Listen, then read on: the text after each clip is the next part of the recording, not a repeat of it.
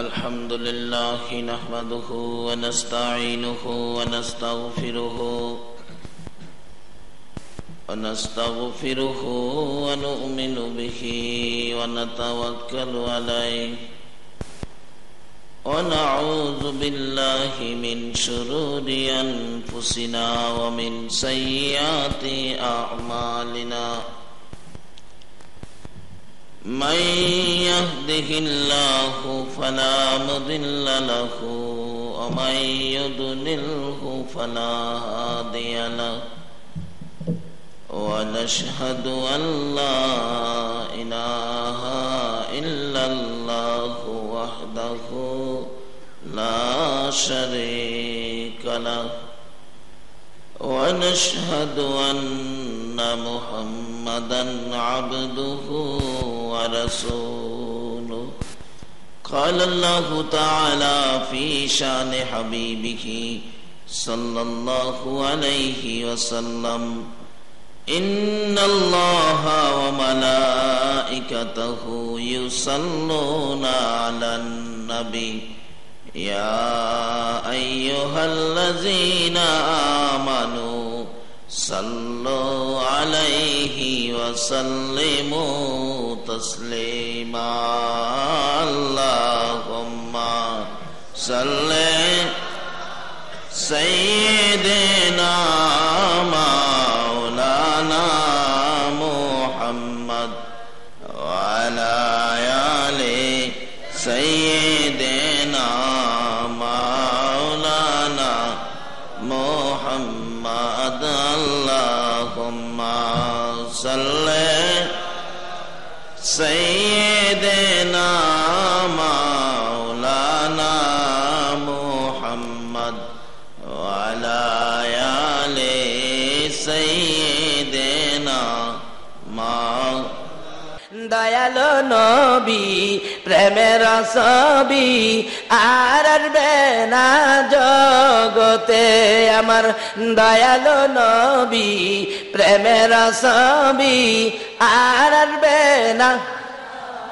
আমার আল্লাহ বলেন, বন্ধু উম্মত নিবা না, আমার সুন্দর জান্নাত গুলো নিবা। আমার নবী জবাব দেন, মাবুদ গো, তোমার সুন্দর জান্নাত দেখে আমি নবীর কলিজা ঠান্ডা হয় না, তোমার জান্নাত নিতে চাই না, আমার গুনাহগার উম্মত আমারে দিয়া দাও। আল্লাহ কয়, বন্ধু তুমি কোনো প্রশ্ন করবে নি? আর নবী কয়, আমি একটা প্রশ্ন করব তোমারে। প্রশ্ন উত্তরের পর্ব চলছে। কি প্রশ্ন? আল্লাহ আমার জন্য বলে সব বানাইছো? কয় হ। তাহলে মুসা নবীরে যে নীল দরিয়া বলে উম্মত সহ পার করে দিছো? কহ। তাহলে আমার লেগে সব বানাইছো আর মুসা নবীরে নীল দরিয়া উম্মত সহ পার করে দিছো। আচ্ছা, আমি আর আমার উম্মতের জন্য তুমি কি করবা এটা আমি জানতাম চাই। আল্লাহ কয়, বন্ধু এই প্রশ্ন যে তুমি করবা এটা আমি আগেই জানি। বন্ধু জবাব নিয়ে যাও। মুসা নবীকে উম্মত সহ নীল দরিয়া পার করেছি, তুমি আর তোমার উম্মতের কি করব? বন্ধু গো, মুসাকে নীল দরিয়া উম্মত সহ, তুমি আর তোমার উম্মতের দুনিয়ার কোনো দরিয়া নয়, কথা দিলাম তুমি আর তোমার উম্মতের আমি ফুলসিরাতের ফুল পার করে দিব। আমি এই নবীরা আমি একদিন একটা প্রশ্ন করব। মুসার এবার প্রশ্ন করবেন জিবরাইল, মনে মনে রাখলেন। প্রশ্নটা আদায় করলেন কোন দিন? যেদিন উহুদের জমিন কায়েম হয়েছিল। আমার নবীকে যেদিন দুইখান দান দান মুবারক ভেঙ্গি দিল, নবীজি মুখের মধ্যে হাত লাগাইয়া ডাক মারছেন, সাহাবীরা রে কে কোথায় আছো? আমি নবীর দুইখান দান দান মুবারক শহীদ হয়ে গেছে। আবার আঘাত করলে মাথার লোহার টুপি ভেঙ্গে টুকরা হইয়া মাথার ভিতরে ঢুকে গেলে মাথায় হাতটা লাগাইয়া ডাক মারছে, সাহাবীরা রে আমার মাথাও ভেঙ্গে গেছে। এই বলে আমার নবী মাথা চক্কর মেরে জমিনে পড়ে গেছে। তারপর আমার নবীকে মারতেছে জীবনের শেষ বিদায় করে দেওয়ার জন্য। হযরত জিবরাইল বলেন, আমি দুইটা হাত বাড়াইয়া কুলে লইয়া টান দিয়া সরাইয়া নিয়ে আসলাম। আইনা উহুদ পাহাড়ের মাঝামাঝি, নিচ থেকে দেখা যাবে না এমন একটা জায়গায় আমার নবীকে নিয়ে জিবরাইল দাঁড়াইয়া পাথরের দিকে লক্ষ্য করে ডাকতেছেন, উহুদের পাহাড় ও পাথর দেখ, যেই নবী না হইলে তুই হতি না, আমি জিবরাইল হতাম না রে পাথর। নবীরে মারতে মারতে কি অবস্থা করেছে, একটু বিছানার ব্যবস্থা করে দে, আমি আল্লাহর হাবিবকে শুয়াইয়া রাখি। জিবরাইল বলেন, এই কথা বলার সাথে সাথে দেখি লম্বা একটা পাথর ফাইটা তুলার মতো নরম বিছানা হইয়া যায়। জিবরাইল ওই বিছানা বিছানার মধ্যে আমার আপনার নবীকে শুয়াইয়া মাথার পাশে বসে বসে প্রশ্ন করতেছিলেন, ইয়া রাসূলুল্লাহ, দাঁত ভেঙে গেছে, ব্যথা কেমন লাগে আমি জিবরাইলের কাছে বলুন। মাথা ভেঙে গেছে, ব্যথা কেমন লাগে আমি জিবরাইলের কাছে বলুন। আমার নবী চুট্টু চুট্টু সুরে বলতেছেন, চোখের পানি ছেড়ে ছেড়ে বলতেছেন, জিবরাইল রে, দাঁত ভাঙ্গা ব্যথা কেমন লাগে জিগাইলি, মাথা ভাঙ্গা ব্যথা কেমন লাগে জিগাইলি, আমার উম্মতের ব্যথা কেমন জিগাইলি না। জিবরাইল, দাঁত ভাঙ্গা মাথা ভাঙ্গা ব্যথার চাইতে আমি নবীর গুনাহগার উম্মতের ব্যথা বেশি। এই নবীরে ডাক দিতেন না, দিতেন না? ইয়া মুহাম্মদ পিয়ারা নবী এসো নিরালা, ইয়া মুহাম্মদ পিয়ারা নবী। ভাই সাহেব, এই নবীকে ভালোবাসা দিয়া অলি হইছে, আলোচনা সংক্ষেপে আসলাম। এই নবীকে প্রেম দিয়া অলি হইছে, আর এই অলিদের পাওয়ার কত হইছে কি বলেন? ভারতের জমিনে যায় দেখি, খাজা মঈনুদ্দিন চিশতি রহমাতুল্লাহ আলাইহ আইনা সাগরের কিনারে একটা পাহাড় 3-350 ফিট উপরে, এটা খাজা বাবার চিল্লা বলেন। এখানে পাহাড়, পাথরের পাহাড়ের মধ্যে অটোমেটিক কাটা একটা শোরুম, এর মধ্যে নাকি খাজা মঈনুদ্দিন চিশতি রহমাতুল্লাহ আলাইহ বসে বসে আল্লাহকে ডাকতেন, নির্জনে বসে থাকতেন। একদিন তার একান্ত ভক্ত মুরিদ খাজা কুতুবুদ্দিন বখতিয়ার কাকিকে বললেন, কুতুবুদ্দিন, এই লোটাটা দিয়ে আমার জন্য আইনা সাগরতে 1 লোটা পানি নিয়ে আসো। উনি বলেন, হুজুর পানি দিবনি, তুমি যাও না। নিচে নামছে, নামলে পাহারা ছিল নদীর মধ্যে, বড় বড় নেতাদের পক্ষ থেকে পাহারা, যে মঈনুদ্দিন মুসলমানকে পানি দেওয়া যাবে না। লোটা নিয়ে যাইতেছে আর বলতেছে, আমার হুজুর পাঠাইছে 1 লোটা পানি দিবা, আমার হুজুরের পানি দরকার। কই পানি দেওয়া যাবে না। আরে বাবা, এত বড় সাগরের পানি আমার 1 লোটা পানি দিলে কি হবে, দেওয়া যাবে না। ডাহে, হুজুর এরা তো পানি দিতে চায় না। খাজা মঈনুদ্দিন বলেন, আর একটু আগে তুমি যাও, আরেকটু যাও, আরেকটু যাও, আরেকটু যাও। হুজুর আর যাইতে দেয় নাই, যে দেখেন তারাইছে আমার মারবো, তারা আর যাইতে দেয় না, একবারে ধরে লেছে, যাই দিব না। খাজা মঈনুদ্দিন উপর থেকে ডাকে, এ পানি, আরে কুতুবুদ্দিনকে যখন যাইতে দেয় না, তোমরা আইসা বললেই তো হয়। আল্লাহর ওলিরা এই পাওয়ার পাইছে কিনা কন্ত? আরে বিশ্বকাপের খেলোয়াড় তো মিয়া, ডাক দিতে দেরি, আইনা সাগরের পানি লোডার ভিতরে আসতে দেরি হলো না। এমনকি মাটির কুয়ার পানি পর্যন্ত শুকাইছে, এমনকি টিউবওয়েলে চাপ দিলে নিচের পানি পর্যন্ত শুকাইছে। দুনিয়াতে দেখেন না, কোর্ট কাছারির মধ্যে এক জাতের ব্যক্তি আছে, তারা আইন বই পড়ছে, সাবজেক্ট পড়ছে। কোর্টের মধ্যে যারা আইন বই নিয়ে কথাবার্তা বলতে পারে তাদেরকে আমরা কি বলি? উকিল। উকিল, আইন বিশেষজ্ঞ। এরা পড়ছে দুনিয়ার সাবজেক্ট, আর আল্লাহর ওলিরা পড়েছে ওই উপরে নিচের সাবজেক্ট। জোরে জোরে কোন সুবহান। ওই সাবজেক্ট পড়লে মিয়া কি হয় দেখেন না, সাবজেক্ট পড়ছে আল্লাহর ওলিরা, আর সাবজেক্ট পড়েছে উকিলরা। এক আল্লাহর ওলিরা দুনিয়াতে ওকালতি করে না, তারা ওকালতি করবে আল্লাহর কোর্টে। আর দুনিয়ার আইন সাবজেক্ট নিয়ে যারা ফাঁস করেছেন, তারা তো দুনিয়ার কোর্টে ওকালতি করে। মিয়া কি বলেন, দুনিয়ার কোর্ট আর আখিরাতের কোর্ট, এর মধ্যে পাওয়ার কার বেশি হবে, দুনিয়ার কোর্টের না আখিরাতের কোর্টের? ওই কোর্টে আল্লাহর ওলিরা মুখ করবে মিয়া, কথা বলবে। এটা বাস্তব ঘটনা। বাজিতপুর এলাকায় এক ঘটনা ঘটছিল। এক যুবক ছেলে কলেজে পড়ে, যুবতী কলেজে পড়ে, তাদের সাথে মোহাব্বত ভালোবাসার সম্পর্ক। গরিবের ছেলে ছিল যুবকটা, কিন্তু খুব চেহারা খুব সুন্দর। আর মেয়েটা বড় লোকের ধনী বাবার মেয়ে। আমি বলতেছে, ছেলেটা যখন সুন্দর, আর জায়গা না, দুইজনে মিল্লা বাবার ফান্ডেতে অনেক টাকা লইয়া ছেলেরে পাম্পট্টি দিয়া লইয়া উদাও। ছেলের বাবা মেয়ের বাবা উভয় টেনশন। আর গেল কই? মেয়ের বাবা কই, বুঝামু তোমারে, আমার মেয়ে নিয়ে গেছে, আমি এত বড় শক্তিশালী টাকাওয়ালা, দিছে কেস করে নারী অপহরণ। কিন্তু পুলিশ ঘুরতে ঘুরতে হঠাৎ মেয়েটারে উদ্ধার করে নিয়ে আসছে। মেয়েটা কোর্টে গিয়া বলছে, বাবা কইছে তুই কস না যে আমার জোর করে নিয়ে গেছে।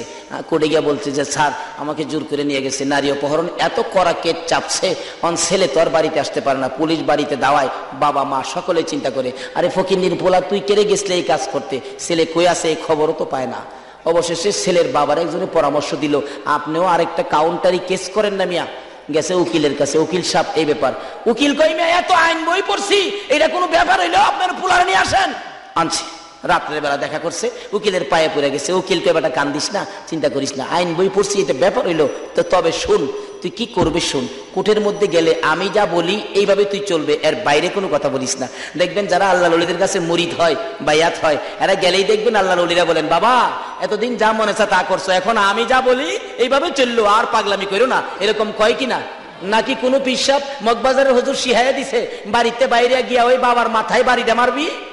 কখনো না। উকিল বলেন আমি যা বলি ঠিক এইভাবে কাজ করবে। আচ্ছা হুজুর ঠিক আছে, কোন কি আপনারটাই তো রাইট। কয় তোরে যাই জিগাইব তুই খালি চায়ে থাকবি, কিছু কইস না, যা কোন লাগে আমি কমো। আচ্ছা হুজুর ঠিক আছে। কোর্টের মাঝে নিয়ে গেছে, বাদী বিবাদী হাজির হাজির। মেয়ের পক্ষের উকিল বলেন ম্যাজিস্ট্রেট সাহেব, এই যদি হয় আমাদের দেশের যুবকদের কাণ্ড কারখানা, আপনারও তো মেয়ে ছেলে আছে স্যার, এইভাবে যদি জোর করে ঘর থেকে মেয়েদেরকে ধরে নিয়ে যায় সমাজ কিভাবে চলবে, বিচারটা কি হইতে পারে? উকিলের মুখ বুঝে নই তো, আর রাখতাছে না কিছু। অবশেষে ম্যাজিস্ট্রেট বলেন উকিল সাহেব আপনি থামেন, আমি দুইটা প্রশ্ন করি। এই যুবক, তুমি এই মেয়েটাকে যখন জোর করে ঘর থেকে ধরে নিয়ে যাও তখন রাত্র কয়টা বাজে? তার উকিলের পরামর্শ কি ছিল? তোরে যাই জিগাইব চুপ করে থাকবি, রাও করবে না, চুপ, কথা বলিস না, চুপ চাইছ। ম্যাজিস্ট্রেটের দিকে চাইছ, আরে রাত্র তখন কয়টা বাজে? আরে কি ব্যাপার, কোনো কথা কয় না। আচ্ছা তখন তোমার সাথে কতজন লোক ছিল? উকিলের পরামর্শ, কথা কইস না। আরে বাবা, এই কি দুইটা প্রশ্ন করলাম। আচ্ছা তখন কি তোমার কেউ দেখছে? কথা কয় না। ম্যাজিস্ট্রেট কয় ছেলে পক্ষের উকিলকে, উকিল সাহেব কি মক্কেল নিয়ে আসলেন? 24 বছর চাকরির বয়স, এই মক্কেল তোর পাইলাম না, তিনটা প্রশ্ন করলাম, একটা কথার জবাব দিল না। উকিল কয় ওই যে পয়েন্ট, আইন বই পড়ছে তো, আইনের ফাঁক। মাননীয় ম্যাজিস্ট্রেট সাহেব অনুমতি দিলে আমি কথা বলবো। হ্যাঁ বলেন। এই ছেলেটা এত সুন্দর কথা বলতে পারতো স্যার, রেডিওর মতো টপ টপ করে কথা বলতো, কিন্তু যেদিন রাত্রে মেয়েটাকে জোর করে ঘরতে বাহির করে, এই যে মেয়েটা একটা চিল্লানি মারছিন, চিল্লানিয়ে তার কানের পর্দাটা ফাইটা গেছে স্যার। এখন সে কানে আর শুনে না, কে কি বলে মনে আক্ষেপ নিয়ে তাকায়া থাকে, কেন শুনতে পারে না, বুঝতে পারে না, এই জন্য তাকায়া থাকে, আর কিচ্ছুই জানে না সে। মেয়েটা কয় স্যার কুড়োই তো খারাপ, আল্লাহর কসম করে কয় আমি কোনো চিল্লানি দিছি না স্যার। তার পক্ষের উকিলে কয় স্যার চিল্লানি যখন দিছে না তাইলে জোর করে দিছে না। ম্যাজিস্ট্রেট কয় কাজী সাহেবরে ডাক দেন, ইমাম সাহেবরে আইতে কর। ম্যাজিস্ট্রেট নিজে থাইকা কাজী সাহেব ডাক দেয়, ইমাম সাহেবরে দিয়া মেয়েরে বিয়া ভরায় দিয়া দিলে ভাই যাবে না। এটা দুনিয়ার আইন বিশেষজ্ঞ, আইন বই পড়ে উকিল যদি এই বেজাল ভাঙ্গিয়া তার সুন্দরী মেয়েকে বউ বানায় দিতে পারে, আল্লাহর ওলিদের কথা মতো যারা পড়বে হাসরের দিন যদিও একটু বিপদে পড়েন, ওলিদের দিকে তাকায়া ব্যাক করে ডকার থাকবেন। আল্লাহ কেবল কি ব্যাপার? আল্লাহু আকবার, ইয়া রাসূল, ইয়া বান্দা ছিলাম আসরের জমিনে আল্লাহর ওলিরা বসে থাকবেন, আমার আল্লাহ বিচার শুরু করে দিলে এরকম মুরিদদেরকে, সরল সোজা মানুষগুলো যখন আল্লাহর দরবারে হাজির হবে, আল্লাহর ওলিরা বলবেন কোনো কথাই কইস না, আমি ওই তো আছি, চুপ করে থাক। আল্লাহ প্রশ্ন করলে বারবার খালি হুজুরের দিকে তাকাইবো, আল্লাহ বারবার প্রশ্ন করবে, বারবার হুজুরের দিকে তাকাইবো। আল্লাহ বলবেন কি ব্যাপার, এগুলি কি কি নিয়ে আপনি এতদিন চললেন? আল্লাহর ওলিরা বলবেন মাবুদ গো তোমার নামে না রহমান আর রহিম আছে। হ্যাঁ মাবুদ, তোমার নামে যখন রহমান আর রহিম আছে, এরা সরল সোজা মানুষ, রিক্সা চালাইতো, বাস চালাইতো, জমিতে কাজ করতো, সাধারণ ব্যবসা করতো, তারা কি এত কিছু বুঝে? এদেরকে এত কিছু প্রশ্ন করে লাভ নাই। আমার আল্লাহ বলবেন বন্ধু গো তোমরা যখন বলেছো লাভ নাই, আর প্রশ্ন করে দরকার নাই, যা যা রে ওই রাস্তা দিয়া জান্নাতে ঢুইকা যা। একটা উকিল যদি এরকম একটা বিপদগামী মক্কেলকে কি বলেন এইভাবে উদ্ধার করে তার বিবি দিতে পারে, আল্লাহ বলবেন হ্যাঁ আমি দুনিয়ার বিবি নয়, তা তাদেরকে বলো এক একজনকে ওই ডাইন দিকের রুমের থেকে 70 জন করে হুর নিয়া। সুবহানাল্লাহ কইতেন না? কিন্তু এ ওলি হবেন কিভাবে? ওলি হওয়ার কারণ আছে দুইটা, বলুন কয়টা? কোরআন শরীফে বলছে সবসময় আল্লাহকে নিকটে রাখতে হবে। আল্লাহকে আরো জোরে কোন? আল্লাহকে। আল্লাহ বলছেন ওয়াইজা সাআলাকা ইবাদি আন্নী ফাইন্নী করিব। আল্লাহ কয় বন্ধু গো আমার মহব্বতের বান্দারা কি আমারে তালাশ করে? আপনি বলে দেন না আমি তো নিকটে, একদম নিকটে। আল্লাহর ওলিরা আল্লাহরে কোথায় রাখে কোন তো? নিকটে। ডাইকে নিকটে রাখে, এরপরে দাবি দাওয়া করে নিজের জন্য, মুরিদদের জন্য, ভক্তবৃন্দ মহব্বতীদের জন্য। যাই হোক বলতেছিলাম এভাবে নিকটে রাখতে পারলে, আর যদি এই কাণ্ড কারখানা গঠানো যায় তাহলে কি হবে? আল্লাহ বলবেন আমি জান্নাতি হুর দিব, সুন্দর সুন্দর হুর দিব। এই জন্য নিকটে রাখতে যায় অলি হবেন। কিভাবে হবেন? রাস্তা এক নম্বরে অলি হবে আল্লাহকে নিকটে রাখা মহব্বত করতে হবে নবীকে। বলুন মহব্বত করতে হবে কাকে? গাউসে পাকের জমিনের একটা ঘটনা আলাপ করি। জুনাইদ আল্লাহর ওলি ছিলেন, জুনাইদ বাগদাদি বাগদাদের জমিনে যিনি ঘুমিয়েছেন, জুনাইদ বাগদাদি রহমতুল্লাহ জীবনীতে পাওয়া যায়। উনি ইরাকের পালিত বাদশার বিরাট বড় পালোয়ান ছিলেন। যা খাওয়া খাওয়াইতো, বাবারে খাওয়াইয়া। এই একদিন বাদশাহ বলেন, জুনাইদ এত শক্তি তোমারে করলাম, কিন্তু শক্তির একটা খেলা তো দেখলাম না, একটা খেলা তো তুমি দেখাইবা। কয় ঘোষণা দিয়ে দেন, আমি জুনাইদরা যদি হারাইবার কোনো মায়ের সন্তান থাকে অনাইতো দেখেন আমার শক্তিটা। ফুস্টারিং করলেন, জুনাইদকে হারাইতে পারলে 10,000 টাকা, আমাদের হিসাব বললাম 10,000 টাকা পুরস্কার। এই অবস্থা দেখে আমার নবীর একজন আওলাদ গরিবী অবস্থায় দিন কাটে, বাচ্চা কাচ্চা নিয়ে 3 দিন পর্যন্ত চুলায় আগুন জ্বলে না। বাচ্চারা বাবার সামনে কাঁদে, কিন্তু বাবা খানা দিতে পারে না। অবশেষে বাহির হয়ে গেলেন রোজগারের তালাশে। যাইয়া দেখে একটা পোস্টারিং করা, জুনাইদ পালোয়ানকে হারাইতে পারলে 10,000 টাকা পুরস্কার। ওই আর যা করছে খোদা, জুনাইদের লগে লইরা মইরা হয়ে যাও মুগা, কারণ পোলার মুখে বাচ্চার মুখে খানা দিতে পারি না, এই জীবন রেখে লাভ নাই। গিয়া বলছে, বাদশা তোমার জুনাইদ কোথায়? আমি তো জুনাইদের সাথে লড়বো। বেটাকে লড়বো কয়, ওখানেই কাঁপতাছে। বাদশা কয়, পেটে বুঝি ভাত নাই, মাথা বুঝি ঠিক নাই, জুনাইদের সাথে লড়বা? জুনাইদের নাম শুনলেই কত মানুষ হার্টফিল করে। জুনাইদকে জীবনে দেখছো? কয় না দেখি নাই। কয় দেখা যাও বাংলা রুমে যাইয়া। কই তোমার জুনাইদ? যা দেখে বাংলা রুমে। বাবা রে বাবা, আপনি জুনাইদ? হ্যাঁ, আমি তোমার সাথে লড়বো। 3 দিন খাউন নাই, বেটা কাইতিয়ে জায়গা। বেটা বলে জুনাইদের সাথে লড়বো। জুনাইদ কয়, বেটা পেটে ভাত নাই, 50 টাকা লইয়া বাড়িতে যাও, যাও আমার সাথে লইরা জীবন দিও না। কয় জীবন আমি দিব না, তুমি দিব। তুমি কেমনে জানো? আইনতে তো দেখালে কি হয়েছে, লড়বে। রবিবার দিন মাঠে হাজার হাজার মানুষ, ফাইনাল খেলা হইব। কি খেলা হইব? মাঠে এভাবে হাজার হাজার মানুষ। জুনাইদ নামছেন, কুস্তি লড়বে। আর আওলাদে রাসূল সাল্লাল্লাহু আলাইহি সাল্লাম মাঠে নামতেছে, কুস্তি লড়বে। মানুষ দেখে, আরে এটা কি দেখবো রে, হাতির সাথে মশা, এটা আঙ্গুলে কোথা দিলেই তো শেষ। কাছাকাছি আসলে লেফারি ডাক দিয়ে আনলেন, বাবা আপনি তো হাঁটতেই পারেন না, আপনি কি লড়বেন? জুনাইদের আঙ্গুলের গুতা সইতে পারবেন? বেটা দমক মারছে, এই লেফারি আইনত কথা বলেন, মরলে তো আমি মরবো, আপনার কি? নিয়ম অনুযায়ী খেলার বাঁশি বাজান। বাঁশি বাজাইবার আগে আওলাদে রাসূল জুনাইদের দিকে লক্ষ্য করে ডাক দিলেন, এরে জুনাইদ আয়, এদিকে আয়, 2টা কথা বলার সুযোগ দিবি? হ্যাঁ বলেন। কানের কাছে মুখটা লাগাইয়া বলেন, জুনাইদ রে আমাকে চিননি? আমি ওই নবীর বংশধর, যে নবী সৃষ্টি না হইলে জগতের কিছুই হতো না। জুনাইদ আজকে 3 দিন পার হয়ে যায়, আমি নবীর আওলাদের চুলায় আগুন জ্বলে না। হাদিস শরীফ খুঁজলে পাওয়া যায় গো, কোন দিন আমার নবীর চুলায় আগুন জ্বলতো না। শুধু নবীজি নয়, নবীর কলিজার টুকরা ফাতেমার চুলায় আগুন জ্বলতো না, তবু তারা আমার আল্লাহকে ভুলে না। হযরতে বেলালে হাবশী বলেন, একদিনকার ঘটনা, আমার নবী বাহির হয়ে গেলেন কালিমাটা লইয়া। বাড়ি বাড়ি যাইতেন, ঘরে ঘরে যাইতেন। 15 দিন হয়ে গেল, আমার নবী 15 দিন পর মদিনায় ফিরে আসলে হযরতে বেলালে হাবশী মসজিদে নববীর সামনে দাঁড়াইয়া ডাকতেছেন, ইয়া রাসূলুল্লাহ, বাহির থেকে আইসা, সফর থেকে আইসা মসজিদে নববীর মধ্যে যাইয়া 2 রাকাত নামাজ পড়েন। আজকে আপনার পায়ে ধরি, অনুরোধ করি, আজকে মসজিদে নববীর ভিতরে আগে ঢুকবেন না, আগে ঢুকেন ফাতেমার ঘরে, যাইয়া দেখেন ফাতেমা জীবিত আছে কিনা। হুজুর গো, আল্লাহর কসম করে বলি, আপনি যাওয়ার 15 দিন পর্যন্ত এর মধ্যে ফাতেমার ঘরের দরজা খুলতে কোনোদিন দেখি নাই। হুজুর, আমি বেলালের মন বলে গো, ফাতেমা দুনিয়ায় না। হযরতে বেলাল এইভাবে যখন চোখের পানি ছেড়ে ছেড়ে বলতেছেন, আমার নবী ফাতেমার ঘরের দরজায় যাইয়া আওয়াজ দিলে, দুর্বল কণ্ঠে ফাতেমা জবাব দিলেন, বেঁচে আছি। দরজাটা খুলে দিলে রাসূল বলেন, আমি তাকাইয়া দেখি ফাতেমার চেহারাটা কালো হয়ে গেছে। জান্নাতি মহিলাদের সরদারিনী ফাতেমার চেহারাটা কালো। প্রশ্ন করলাম, ফাতেমা গো, ব্যাপারটা কি? এভাবে তোমার চেহারা কালো, দুর্বল কেন? আল্লাহর হাবিবের প্রশ্নের জবাব দেন, ফাতেমা বাবা গো, আপনি যাওয়ার 15 দিন আজ পার হয়ে যায়, এই পর্যন্ত 15 দিন পর্যন্ত আল্লাহর কসম করে বলি ফাতেমার চুলায় আগুন জ্বলে না। একদিনকার ঘটনায় পাওয়া যায়, আমার নবী 3 দিনের উপবাস। এই জন্য ভাববেন না আমার নবী গরিব, এটা উম্মতের জন্য রাখছেন। কোন গরিব উম্মত এই করলে আমার রাসূল বলছে, এরকম গরিবদের সাথে আমার হাসরটা হবে। কি বলেন, আমার নবী কি গরিব? নবীর উপাধি কি? 2 জাহানের বাদশা। কি কোনোদিন গরিব হতে পারে? কিন্তু নবীজি গরিবিটাকে পছন্দ করতেন উম্মতের জন্য।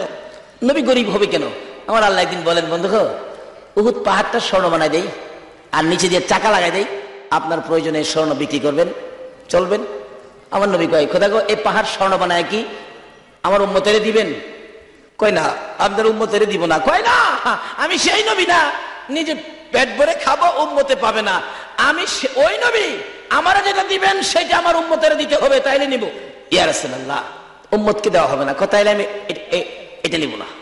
নবী 3 দিনের পেটের খিদা লইয়া হাঁটতে হাঁটতে যাইতেছে ফাতেমার ঘরের দরজায়। ফাতেমা, ফাতেমা রে, ঘরে আসো কিনা? ফাতেমার চোখের পানি মুছতে মুছতে দরজাটা খুলে দিলেন। নবীজি গায়ে, ফাতেমা গো, চোখে পানি কেন? 3 দিনের পেটের খিদা ছিল ফাতেমার কাছে নবীজি বলবেন। এমন সময় ফাতেমা বলেন, বাবা গো, চোখে পানির কারণ হলো আজকে 4টা দিন পার হয়ে গেছে আমি ফাতেমার চুলায় আগুন জ্বলে না। বাবা, সেই জন্য আমি কান্দি না, আমি কান্দি আমার কলিজার টুকরা 2টা সন্তান হাসাইন আর হুসাইন পেটের খিদার যন্ত্রণায় যাইয়া দেখো গো বাবা, গলাগুলি করে গলা কাটা মুরগির মতো চটপট করে করে না না না না কইয়া কান্দে, পেটের খিদা সইতে পারে। আমার নবী কান্দে, ফাতেমা রে, কই রে আমার হাসাইন, কই রে আমার হুসাইন? দৌড়াইয়া গেলেন, যা দেখে 2জনে কান্দে, একজন আরেকজনকে বলে, ভাই ভাই গো, আর আম্মুর কাছে খানা চাবো না, চলো না আমরা 2 ভাই নানার কাছে। আমার নবী আর কোনো কথাই বললেন না, ঘর থেকে বাহির হইয়া যায়। যাইতে যাইতে যাইতে যাইতে এক ইহুদির খেজুরের বাগান, খেজুরের বাগানের পাশে দাঁড়াইয়া ডাক দিলেন, ইহুদি, তোমার খেজুরের বাগানের মধ্যে কোনো কাজের মানুষ দরকার আছে। উম্মতের আগো, এটুক নবী না করলে পারতেন। হাদিস শরীফে আসছে, যে নবী একদিন সাহাবীদেরকে নিয়ে রওনা করলে সাহাবীরা বলেন, হঠাৎ দেখলাম নবীজি উপরের দিকে হাত বাড়াইলেন, কি যেন আইনা পায়রা খাইলেন। প্রশ্ন করলাম, ইয়া রাসূলুল্লাহ, কোথায় হাত দিলেন, কি খাইলেন?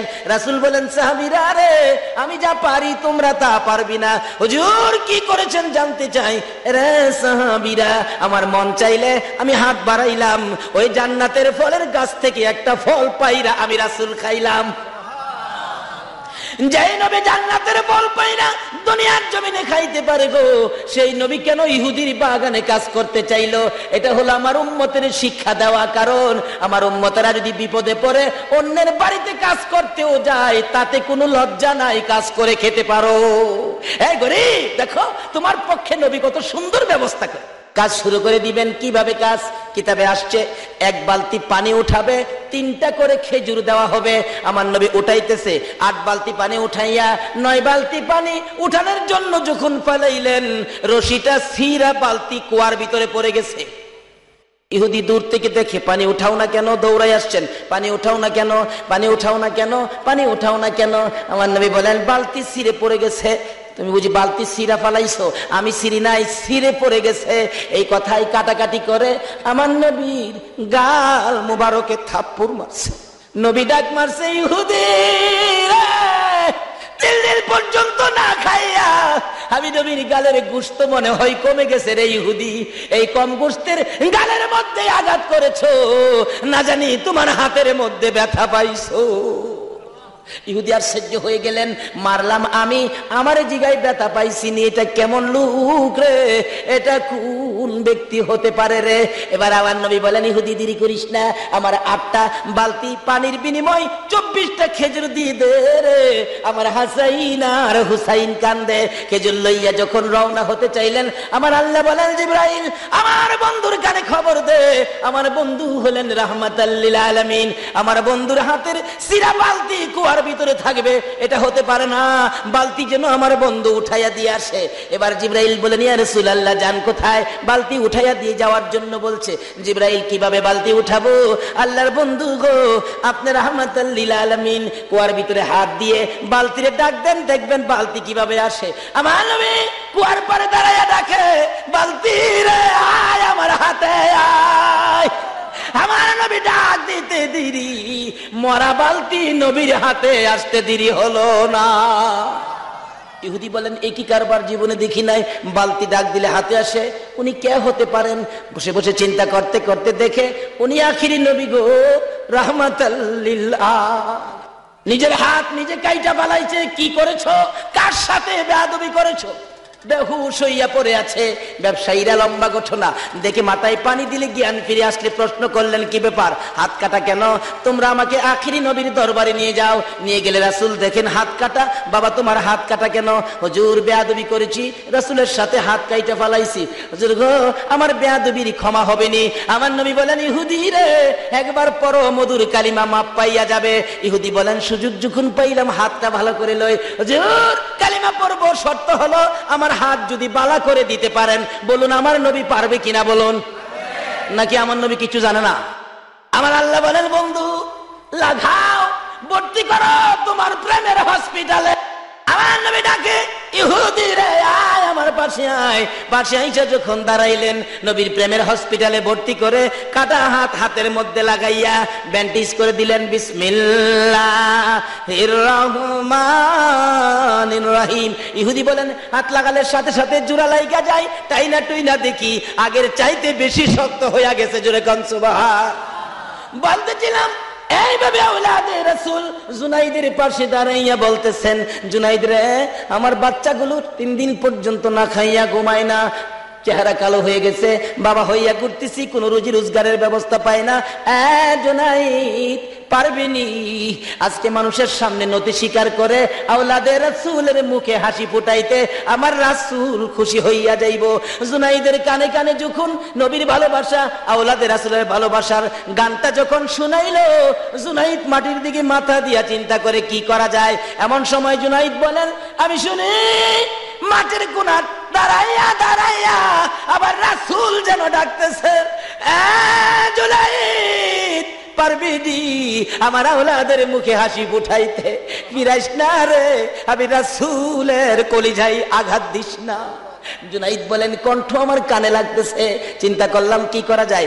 নিজের আমিত্ব, নিজের বাহাদুরি, নিজের বরত্ব মাটির সাথে মিশাইয়া নবীর প্রেম আর ভালোবাসার বাজারে বিক্রি করে দিয়ে আওলাদে রাসূলের সাথে কুস্তি শুরু হয়ে যায়। জুনাইদ কুস্তি লড়বে, বাঁশি যখন ফু দিলেন লেফারি, এবার জুনাইদের গায়ে যখন আওলাদে রাসূল আঙ্গুলটা লাগাইলো, চিত হইয়া জমিনে পড়ে গেছে, উঠতে পারে না। লেফারি বলেন কি হলো? লোকেরা বলেন কি খেলা হলো? আল্লাহ বলেন এটাই হবে ফাইনাল খেলা। উঠো, উঠছে। আবার আঙ্গুল ইশারা করলে জমিনে পড়ে গেলে বুকের উপর চইরা বসছে, হয় না? আবার লাগাইলে 3 বার পড়ে গেলে এবার পরাজয় বরণ করেছে জুনাইদ। লোকেরা বলেন বাদশার দরবারে যাও না, এই বাদশা তোমাকে খানা খোরাক দিবে না, বেতন দিবে না। জুনাইদ চোখের পানি ছেড়ে ছেড়ে মাটির দিকে তাকাইয়া নিজ বাড়িতে রওনা হয়।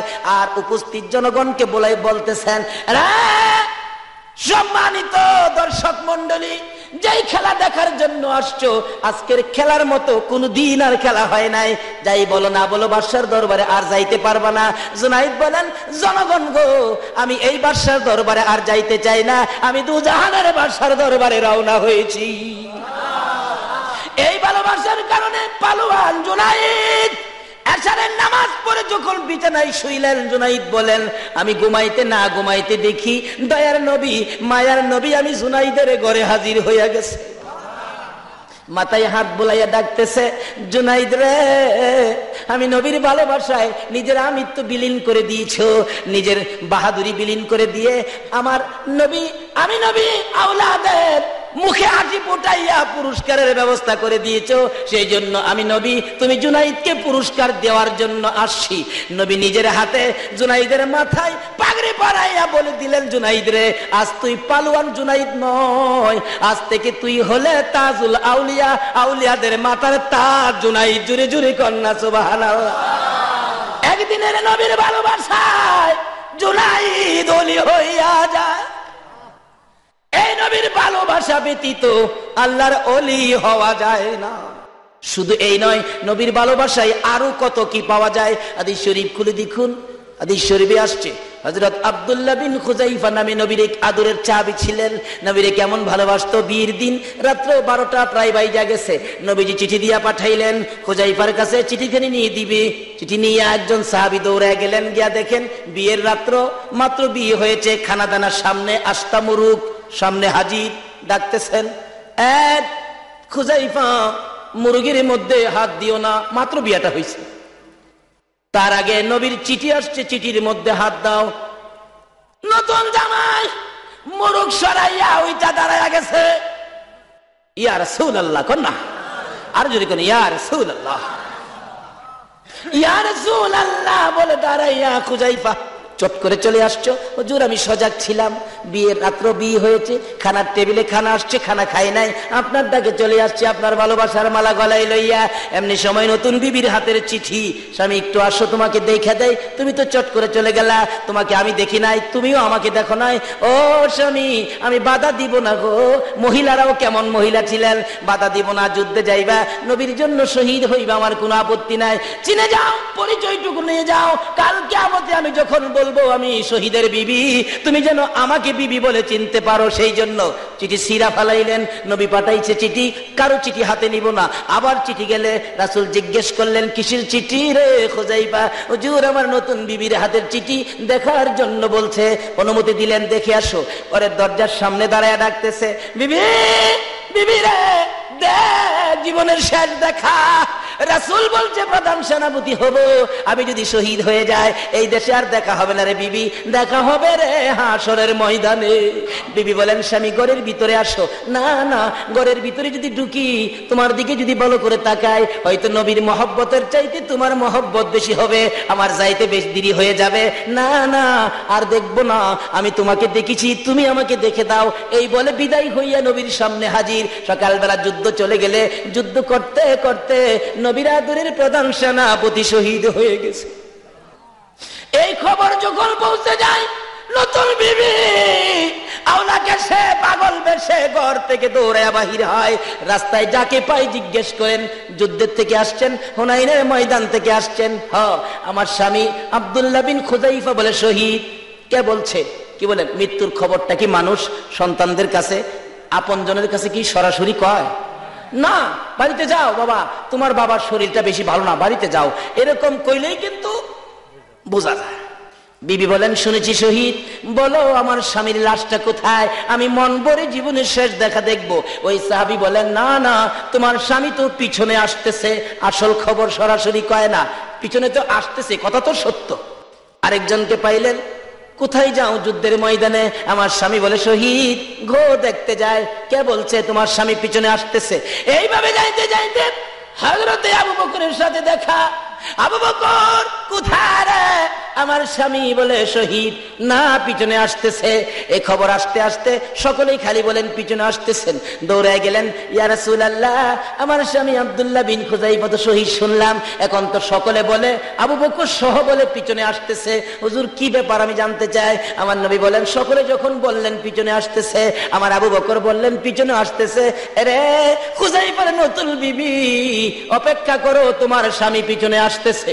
আমার আল্লাহ বলেন, জিবরাইল আমার বন্ধুর ভালোবাসায় জীবন দিল রে, তার বিবি পাগল বেশে তালাশ করে। আবু বকর বলেন, সাহাবারা বলেন পিছনে আসতেছে। আমার নবীও যখন বলেছে পিছনে আসতেছে, রে জিবরাইল, আমি আল্লাহ আমার বন্ধুর ভালোবাসার প্রেম ভালোবাসার কারণে যা যা তুই দৌড়াইয়া যা, পিছনে যখন আসতেছে আমার বন্ধু বলেছে ওই আব্দুল্লাহ বিন খুজাইফার লাশ মাথায় ধরে ধাক্কা দিয়া দাঁড় করাইয়া দে, আমার ওই নবীর প্রেমের পুরস্কার হিসাবে বানাইয়া ওই আব্দুল্লাহ বিন খুজাইফাকে জীবিত করে দে, পিছনে পিছনে হাইটা হাইটা যেন যাইতে থাকে। সাহাবারা তাকাইয়া দেখে আব্দুল্লাহ বিন খুজাইফা ওই কাদের থেকে নাইমা নিচে হাইটা হাইটা যাওয়া শুরু করে দিলেন। জোরে জোরে কন্যা সুবহানাল্লাহ। এইভাবে নবীর ভালোবাসার পুরস্কার পাওয়া যাবে। এই নবীর ভালোবাসা ছাড়া ওলি গাউস কুতুব হওয়া যাবে না। ভাই সাহেব, আসল জায়গায় আসেন। এগুলি শিখতে গেলে অলির দরবারে যাইতে হবে। বলুন কার দরবারে যাইতে হবে? দেখেন আল্লাহর অলিদের ভয় নাই, কোরআন শরীফ আসছে, আল্লাহরে কাছে রাখে, তাদের জন্য কি অবস্থা। কিতাবে ইঙ্গিত আছে এরকম একটা ঘটনা। এক ছাত্র শিক্ষক, মনে করেন আপনাদের এই বিপাড়া বাজারের উপর দিয়ে যাইতেছে, যাওয়ার সময় ছাত্র দেখে আঙ্গুর খুব সুন্দর, জিগেলের আঙ্গুর কত? কয় 10 টাকা কেজি। কয় আমরা দেশে আলু 10 টাকা, আপনার দেশে আঙ্গুর 10 টাকা। হাই খুব ভালো তো। দেখে এটা ঘি দোকানে, খুব ভালো ঘি কত? কয় 50 টাকা। সরিষার তেল কই 50 টাকা। তেলে ঘি একদম। যাই হুজুর, এই দেশে কিতাবি ঘটনা বলছি, এই দেশে তো খুব ভালো, তেলে গিয়ে একদম, আঙ্গুর আলু একদম, এই দেশে আমি থাকি হুজুর। উস্তাদ কই বেড়া, যে দেশে তেলে গিয়ে একদম, এই দেশের মানুষের বিচার নাই, থাইস না লজাইগা। কয় হুজুর আপনি জানেন না কিছু, আপনি জানগা, আমি এই দেশে থাইকে লই। এবার এই দেশে থাইকে ভালো ভালো জিনিস খাইতেছে। এক ঘটনা এই দেশে ঘটছিল, কিতাবি ঘটনা। এক বাদশার বাড়িতে চুর ঢুকতে চাইছিল, নিচে দিয়া চুরি করতো।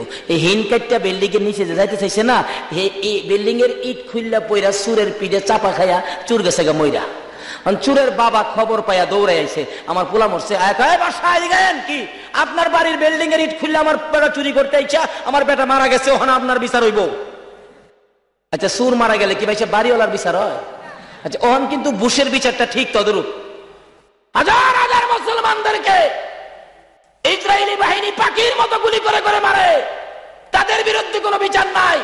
নিরস্ত্র নিরীহ নিষ্পাপ ইরাকের মুসলমান গুলোকে পাখির মতো গুলি করে করে মারতেছে। এমনকি মায়ের কোলের শিশুরা পর্যন্ত রেহাই পায় না। 18 মাসের একটা পূর্ণিমার চাঁদের মতো এক ধন্য মায়ের সন্তান মায়ের কোলে ছিল, আমেরিকার বাহিনীর গুলিতে মার কোল থেকে বাচ্চার মাথাটা উড়ে গেছে। কি অপরাধ করেছিল মায়ের কোলের শিশুরা? পত্রিকা খুললে আর সহ্য করতে পারি না। আজকের বিচার আমরা ওলিদের হাতের সাথে হাত বাড়ায়া, আর দুনিয়ার কোনো মানুষের কাছে নয়, জাতিসংঘের কাছে নয়, আজকের বিচার আমরা কার কাছে দেব? বাগদাদের জমিনকে যেন আল্লাহ পরিষ্কার করে দেয়।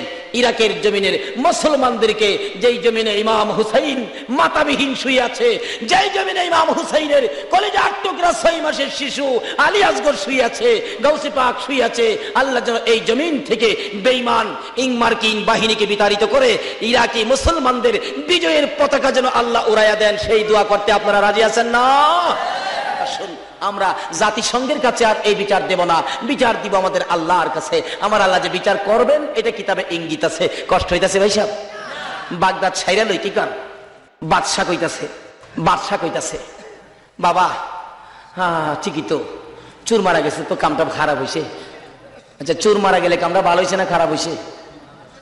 দেখেন কোন দেশে কি হয় না হয়, আর সমস্ত দোষ এনে মুসলমানরা দিয়া বইতে হয়।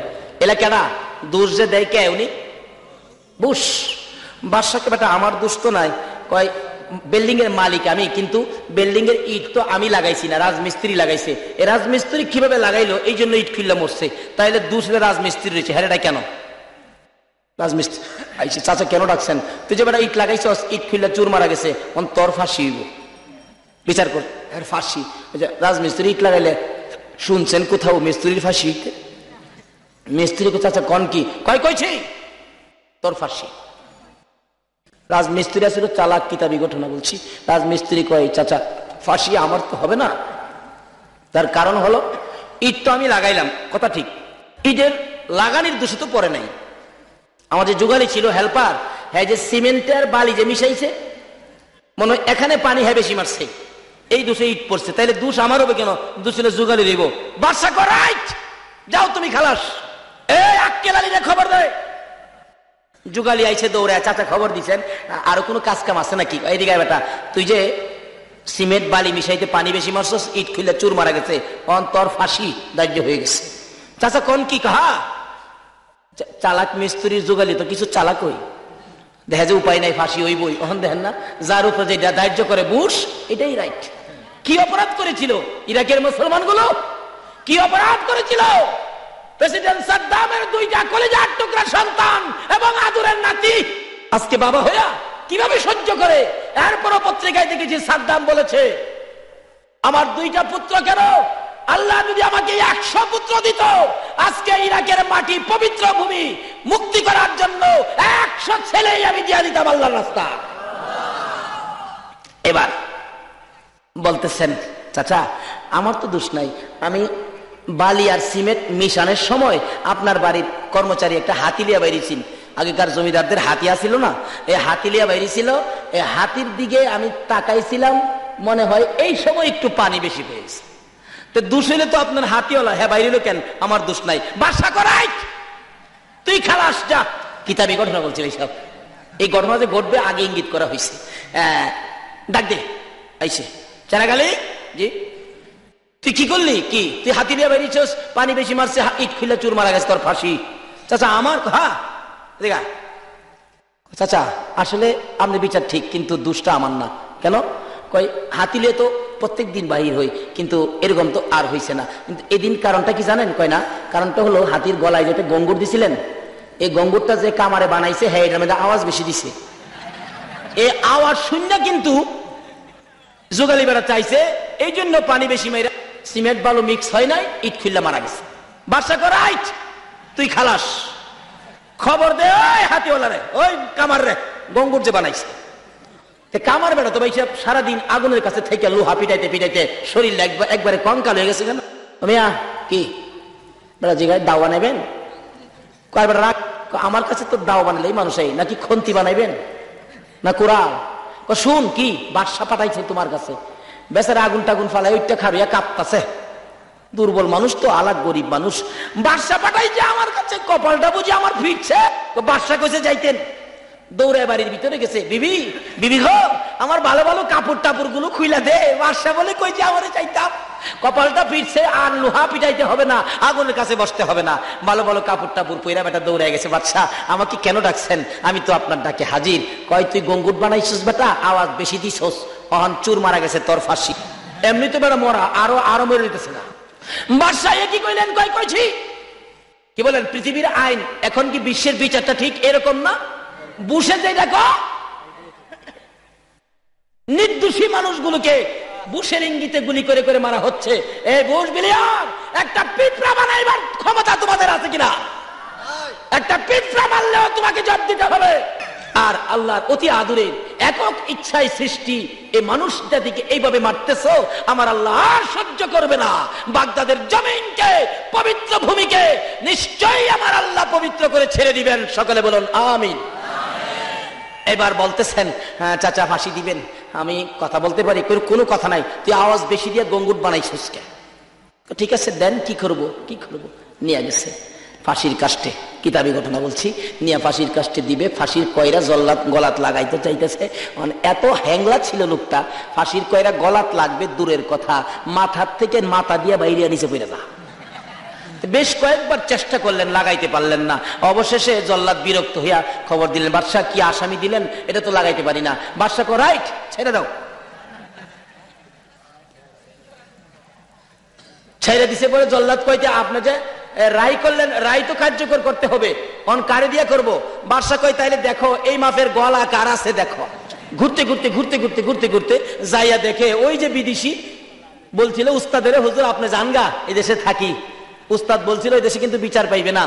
আপনি কি জানেন মিয়া, জানগা আপনি গিয়া মাপ দিয়া দেখে দেখেন না, আমরা দেশের বিদেশ থেকে যে আই দেখেন না মাশাআল্লাহ ফল ফলা দিখাইয়া, আর এই কিসিমের খাইছে তো মাপ দিয়া দেখে একেবারে সুতাই সুতাই লাগছে। নাম কি? আমি তো বিদেশি। বিদেশি?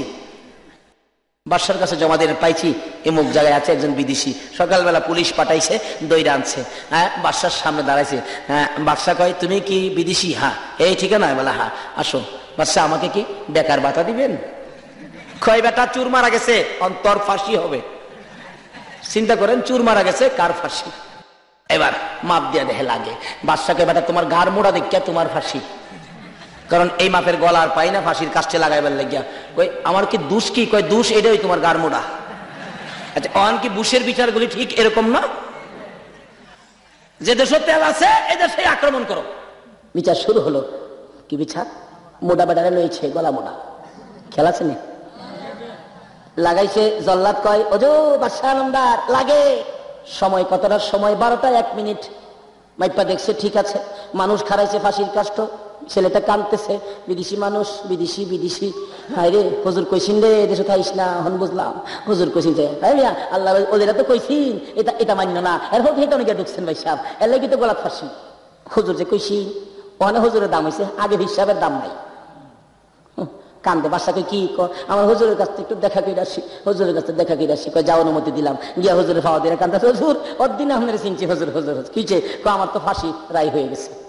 কবে আগে তো কইছিলাম আমার কথা হইনা চল। হুজুর পাওয়া ধরি আপনি আপনার কথা হইনা চল, অন কি লাভ হইব? হুজুর কয় আচ্ছা ঠিক আছে চল চল আজাই আমি যাবো। রাস্তা গিয়া কই হুজুর আমার কি পাইব? আরে আমি থাকতে তোর চিন্তা করিস না, আজাই। রাস্তা দিয়া কই তোরে যখন ফাঁসি দিতে চাইবো আমি তোরে ধাক্কা মেরে ফেলাই দিয়া আমার গলাটা বাড়াই দিব, আর আমারে দিতে চাইলে তুই আমার ধাক্কা মেরে ফেলাই তোর গলাটা বাড়াই দিবে। হুজুর তারপরে কি ভাইটা আমি বুঝলাম না, তুই রাহরিস না, তোর কিছু কোন লাগতো না। আমাদের সাথে কথা আছে না, উস্তাদের মায়ের জানি কোন সময় বৈশাখ শেষ মুহূর্ত।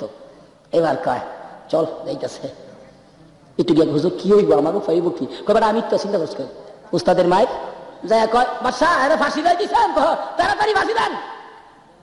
কই কি রে আয়া কই বাঁচাইবো আর তাড়াতাড়ি দিত, কই তাড়াতাড়ি দেন। লাগাইতে চাইছে পরে গিয়া উস্তাদ গিয়া ধাক্কা মারে, হ্যাঁ না না হ্যাঁ হ্যাঁ আমার ছাত্র আমারে তুই আমার হুজুরে দিবেন। বাদশা কই এদিকে আয়, দুজনে এদিকে আয়। এই ফাঁসির রশির মধ্যে লাগে মরবার লাগে দুয়ারা পাগল মানুষ বাঁচতে চায়, আপিল করে আবদার করে, আর তোরা দুয়ারা হমানে মারতে চাস, ব্যাপারটা কি? এই মুরব্বী মিয়া এদিকে কি ব্যাপার? মুরব্বী কইতাছে, উস্তাদ কইতাছে, হুজুর পিসা হুজুর কইতাছে বাদশা আসল কথাটা কই শুনবে না কি? আজকে রাতে স্বপ্নে দেখছি এই ফাঁসির রশিটা যার গলাত লাগিয়া মরবো হ্যাঁ হগলের আগে বেহেশত যাইব। কিতাবি ঘটনা বলছি। এই জন্য ভাবলাম হ্যাঁ ছাত্র পোলাপান মানুষ হ্যাঁ এখন যাইতে দিন লাগিয়া হ্যাঁ আরো কিছুদিন দুনিয়া খায়া যায় না, আমি বুড়া হয়েছি আমি আগে যাই। বাচ্চা কর তাই নাকি? তাই না হইলে কইছি আজকে কি আমার সামনে আমার রাজ্য থেকে তোমরা আগে বেহেশত যাইতা? এই দুয়ারা বের কর, জানায় দাও সারা দেশে বাদশা আনুষ্ঠানিক ভাবে আজকে বেহেশত যাইব, এই রশি আমার গলায় দে। অপেক্ষায় থাকুন এই নিরপরাধ মুসলমানদেরকে নির্দেশ দিয়ে যারা পাখির মতো গুলি করে করে মারাইছে, এই বুট বিলিয়ারের আর বেশি দিন বাকি নয়। বিচারের ধার্য বিচারের রায় হয়ে গেছে, একদিন বেশি দিন আর বাকি নয়। সমস্ত পৃথিবীর মানুষ মিলে রায় করবে বুট বিলিয়ারের গলায় ফাঁসি। এই বিচারটুকু দেখার দরখাস্ত আল্লাহর দরবারে করতে রাজি আছেন কিনা? আজকে আমরা এই দরখাস্ত করব। এই পবিত্র ভূমি মক্কার পরেই তো মদিনা, মদিনার পরেই তো বাগদাদ। আজকে এই বাগদাদের ইজ্জত আল্লাহ যেন রক্ষা করেন। এই বাগদাদের পবিত্র ভূমিকে পবিত্র করে ইং মার্কিন বেঈমান বাহিনীকে বিতাড়িত করে বিজয়ের পতাকা যেন মুসলমানদের কলিজা যেন ঠান্ডা করে দেন। সকলে বলুন আমিন। আজকে তাদের জুলুম অত্যাচারে কত সন্তান হারা মা রাস্তায় রাস্তায় ঘুরছে, বাবা বাবা করে কত সন্তান মা বাবা হারা রাস্তায় কান্দে, কান্দার শোনার মানুষ পর্যন্ত নাই। কি অপরাধ করেছিল? আসুন আমরা নবীকে ভালোবাসি, ওলিদের পক্ষে থাকি, আল্লাহকে কাছে রাখি। আল্লাহ বলছে তোমরা আমাকে কাছে রাখো, তাহলে আমি যে কাছে, এটা যদি তোমাদের সাথে থাকে তোমরা ওলি হইতে পারো। কিন্তু বলছিলাম যে গাউসে পাকের ঘটনা, এই বাচ্চার সময় এক মহিলা গিয়া বলছে হ্যাঁ যাইতেছে গাউসে পাকের বাবার কাছে। খেয়াল আসেনি কথাটা? গাউসে পাক রাস্তার মধ্যে ছিলেন, বাচ্চা মানুষ তো কানতে কানতে মহিলা, হুজুর আমার পেটের বাচ্চাটা কি হবে? আমার স্বামী বলছে যদি বাড়িতে 6টা মেয়ে, এটা যদি মেয়ে হয় তাহলে আমার তালাক দিবে। আল্লাহ নবীর চোখে চায় দেখে মা তোমার পেটের বাচ্চারা তো মেয়ে ওই দেখা যায়, কানতে কানতে যাইতেছে রাস্তার মধ্যে গাউসে পাক বাচ্চা জিগায় মা তুমি কানতে কানতে গেলা, আবার কানতে কানতে আসলা, ব্যাপারটা কি? কই গেছিলা? কয় বাবা রে গেছিলাম তো বড় মসজিদের ইমাম সাহেব আবু সালে হুজুরের কাছে, আল্লাহ নবীর কাছে। কি দুঃখ, বাড়িতে 6টা মেয়ে, পেটের বাচ্চাটা কি দেখাইবার লাগিয়া, মেয়ে হইলে স্বামী আমার তালাক দিবে, সংসারটা আগুন লাগবে, দেখাইতে গেছিলাম। কয় কি বলছে? উনি বললো পেটের বাচ্চাটাও নাকি মেয়েই হবে। গাউসে পাক বললেন অলির কাছে গেলেন একটা সমাধানের জন্য, একটা সমাধান দিল না, কাইন্দা গেছেন, আপনাকে খুশি করতে পারলো না, এটা কেমন কথা? আপনি আবার যান, শুনছেননি? আবার যান। বাবা হ্যাঁ গেছে, আবার আইছেন। কয় রাস্তার মধ্যে ছোট্ট একটা বাচ্চা আমার পাঠাইছে। বাচ্চা পাঠাইছে, উনি তো বুঝছে কে পাঠাইছে। যান যান, বাচ্চা মেয়েই হইব, যাও। এই বলছে কোন কান্দা বাড়ছে না কমছে? কি আরো কান্দাছেন যে? গেছিলেন? কয় গেছি বলে আমার দমক দিয়া তারাই দিছে, তাই নাকি? আবার যাও। সুবহানাল্লাহ কইতেন না? পাওয়ার আসেনি? পাওয়ার কে দিছে? নামাজ পইরা না সাইরা? গাঁজা খায়া? কিছু বন্ডারা বন্ডামি করে হক্কানি ওলিদের কলঙ্ক করতেছে। কিছু বন্ডামি দেখিয়া এক কিসিমের আলেম কয় এটা বলে শিরিক, এটা বেদাত, এই সেই। আলেমের দল তোমরা ফসা আমই আতাইছো, বালা আম আতাও নাই। কি কন? একটা ফসা আম দেখিয়া যদি সারা দেশের আম ফসা, কথাটা সঠিক হবে না ভুল হবে? কারণ আম থাকলে ফসা বালা থাকবোই, কি বলেন? থাকবে না? যাই হোক, 2বারের মাথায় যাইতেছে, আবার গেলেনি আমার মারে, কয় আমি লগে যাবো। 2 বার ধমক দিয়ে 3 বারের মাথায় গাউসে পাক সাথে গেছেন। গিয়া কয় আব্বা কি? কয় তুমি মিয়া বড় বাড়াবাড়ি করো। বেটারা মহিলাটা আসছে, তার 6টা মেয়ে, পেটের বাচ্চাটা মেয়ে। আমি দেখলাম মেয়ে, আসলে তো ঠিকই দেখছে মেয়ে। আমি তো বললাম মেয়ে তুমি আবার পাঠাইছো? হ্যাঁ আব্বা আমি পাঠাইছিলাম। অলিদের কাছে আইসা যদি মানুষ শান্তি না পায় আর যাইব কই? অলিদের কাছে আইসা যদি মানুষ সমাধান না পায় আর যাইব কই? মুসা নবীর আমলে এক পাগল ছিলেন, জন্নুন পাগল, মতান্তরে অন্য নামও হতে পারে। এক মহিলার সন্তানাদি নাই, তুর পাহাড়ে যাইতেছে মুসা, পিছনে ডাই হুজুর তুর পাহাড়ে যাইবেন কহ, আল্লাহর সাথে কথা কইবেন বলে হ। তো জিগাইছে আল্লাহ রে আমার সন্তানাদি হয় না কেরে? মুসা জিগাইছে আল্লাহ সন্তানাদি হয় না কেরে? আল্লাহ কয় মহিলার বাজেট নাই। পরের দিন কই দিছে তোমার সন্তান হবে না, বাজেট নাই। আচ্ছা আল্লাহ বাজেট না করলে আর কেউ বাজেট করাবার ক্ষমতা আছে? এসে পড়ছে। আরে পাগলা ঘুরে আর ডাহে, 1 রুটি 1 লারকা, 2 রুটি 2 লারকা, 3 রুটি 3 লারকা। বেডি কয় এদিকে রুটি খাইবি? হ্যাঁ দিছে রুটি খাইয়া কয় একটা ছেলে দেলাইস,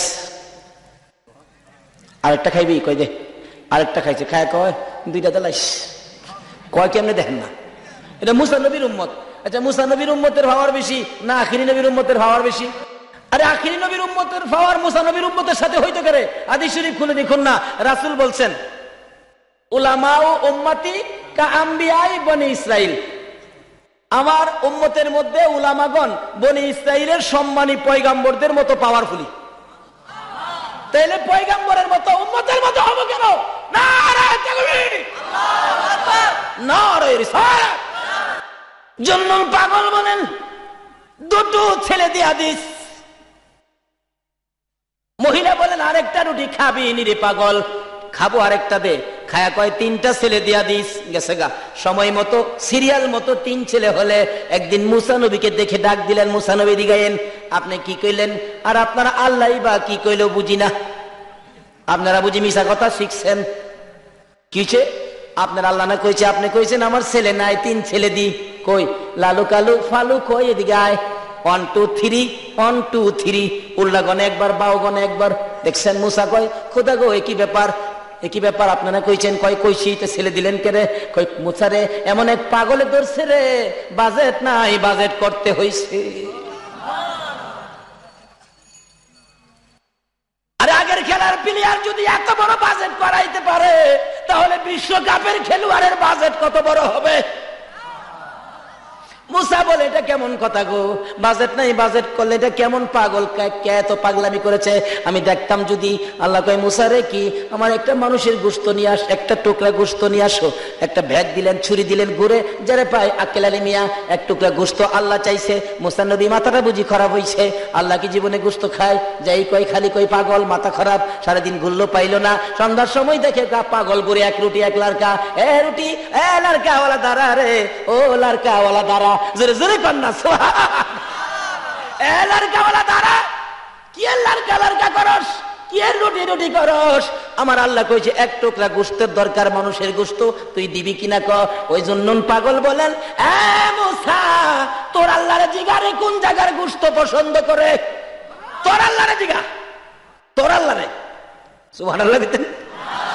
মুসা রে তোর আল্লাহর জিগারে কোন জায়গার গোশতটা দিলে খুশি হবে?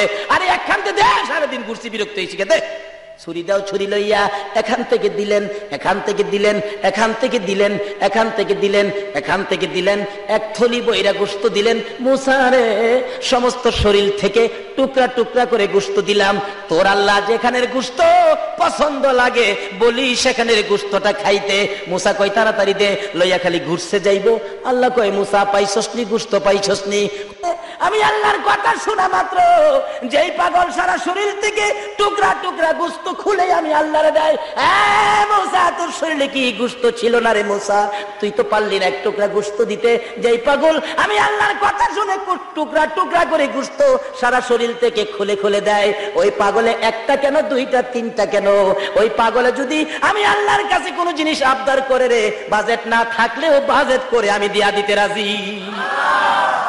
বলতেছিলাম মুসা নবীর উম্মত শুধুমাত্র টুকরা টুকরা গোশত দেয় গো, আখিরি নবীর উম্মত নিজের কলিজা খুইলা দিয়া দেয়। হাদিস শরীফে আসছে, অনেক মজার লম্বা ঘটনা, যাইতে পারবো না, সময় নাই। কেন দিবে না আমার আল্লাহ? গাউসে পাক বলেন, বাবা গো, আমি পাঠাইলাম আপনি আল্লাহর ওলি, আপনার কাছে আসার পরে যদি সমাধান না পায় আর কোথায় যাবে? আপনি যে ধমক দিয়েছিলেন, দ্বিতীয়বার আসা, প্রথমবার আসার পরে আপনার ধমকে তাকায়া দেখেন, আপনার ধমকে পেটের মেয়েটা ছেলে হয়ে গেছে। দেখেন বাবা, দ্বিতীয়বার পাঠাইলাম, আবার যখন ধমক দিয়েছিলেন বাড়ির 6টা মেয়ে ছেলে হয়ে গেছে গো বাবা। বাবা, আবার যদি ধমক দেন সমস্ত পৃথিবীর মহিলাগুলো ছেলে হয়ে যাইব। ইনি হলেন বড় পীর গাউসুল আজম, বাগদাদের জমিনে যিনি ঘুমিয়েছে। এ বেঈমান আমেরিকার বাহিনী আর বেশি দিন থাকতে পারবে। ভাই সাহেব, আসল জায়গায় আসেন। এগুলি শিখতে গেলে অলির দরবারে যাইতে হবে। বলুন কার দরবারে যাইতে হবে? দেখেন আল্লাহর অলিদের ভয় নাই, কোরআন শরীফ আসছে। আল্লাহরে কাছে রাখে, তাদের জন্য কি অবস্থা। একবার একটা ঘটনা হয়েছিল। কি ঘটনা? এই জুনাইদ বুগদাদি রহমতুল্লাহ আলাইহি যখন পালোয়ান ছিলেন, তার সাথে তার বন্ধু ছিলেন। বন্ধুরা ছিল খ্রিস্টান। আমাদের মধ্যে হিন্দুদের সাথে মুসলমানদের বন্ধুত্ব আছে না, এরকম বন্ধু ছিল খ্রিস্টান। সবসময় জুনাইদের কাছে থাকতেন। জুনাইদ অলি হওয়ার পরেও জুনাইদের কাছে আসতেন। একদিন বললেন, জুনাইদ বাবা, আমি তো আপনার কাছে আসতে পারবো না আগামীকালকে। কেন? আগামীকালকে আমাদের 1800 খ্রিস্টানের পীর পাদ্রী আসবেন।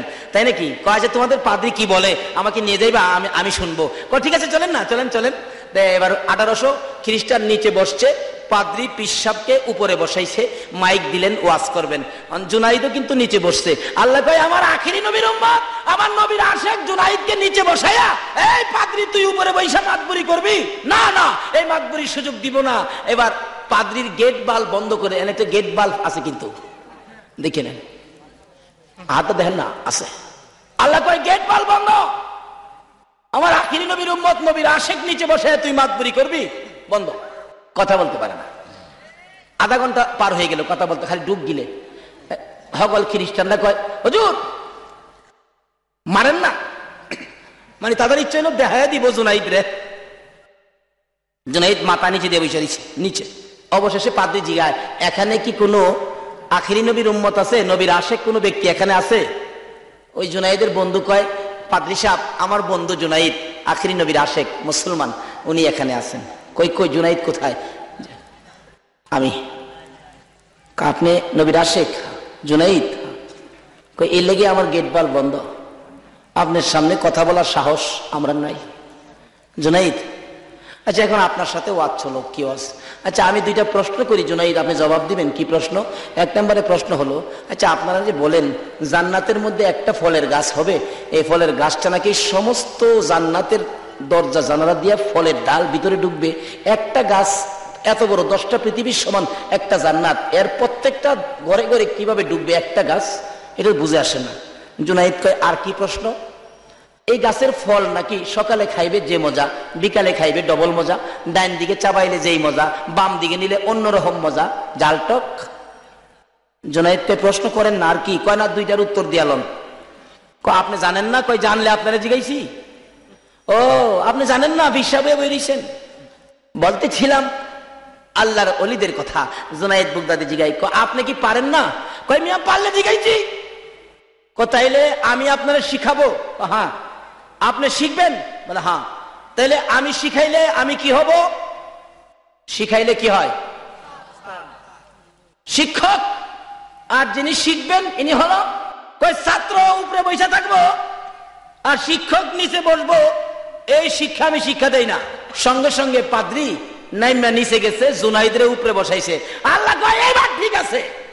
আরে আকাশ জমিন হইল সৃজন নবীর কারণে, এই আকাশ জমিন হইল সৃজন নবীর কারণে, সেই জমিনে খেলে আল্লাহর ওলিগণে। কন্যা, সেই জমিনে খেলে আল্লাহর। আল্লাহ কয়, নবীর লেগে সব বানাইলাম, নবীর উম্মতে তো খেলবো, ওলি গাউস তো তোমরা খেলবো, তোমরা কি মাতবরি করতা? জুনাইদরে উপরে বসাইছে, পাদ্রীও নিচে বসে। 1800 মুরিদ খ্রিস্টান কয়, মাইরা লাইছে রে, সর্বনাশ করছে। কলঙ্কের গলা হার আমাদের গলায় পড়াইছে। আমরা হুজুরে নামাই দিল। আর রাহনা মিয়া প্রশ্ন করলে তো প্রশ্নের জবাব না দিতে তো আমরা হুজুর হিলারে নামাই দিব। আল্লাহ কয়, আখিরি নবীর উম্মতের নামাইবার ক্ষমতা পৃথিবীর কারো।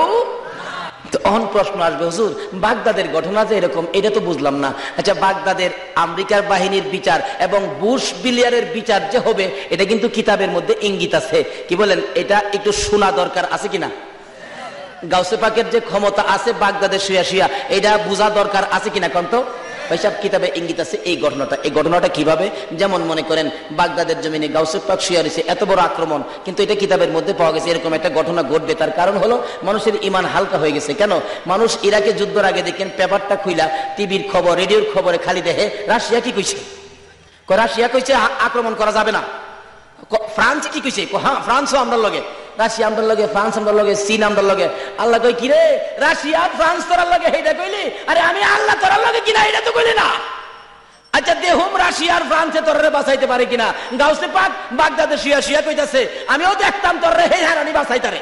নবীকে মহব্বত করে জুনাইদ বাগদাদি ডাইরেক্ট ওলি হয়ে গেছে।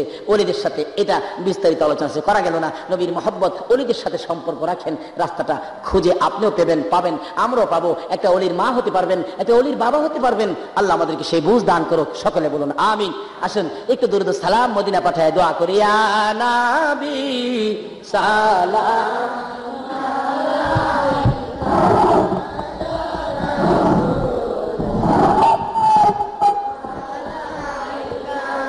ইয়া হাবিব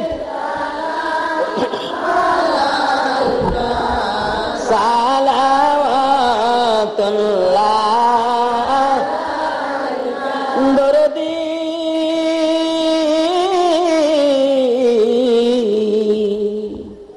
ওগো দয়াল নবীজি মনেরি আশা বেদনা আমরা কি মদিনায় যাব না, কোন পথে হব রওনা, আমরা তো সেই পথ চিনি না। বিসালাম ইয়া রাসূল সালাম আলাইকা ইয়া হাবিব সালাম আলাইকা সালাওয়াতুল্লাহ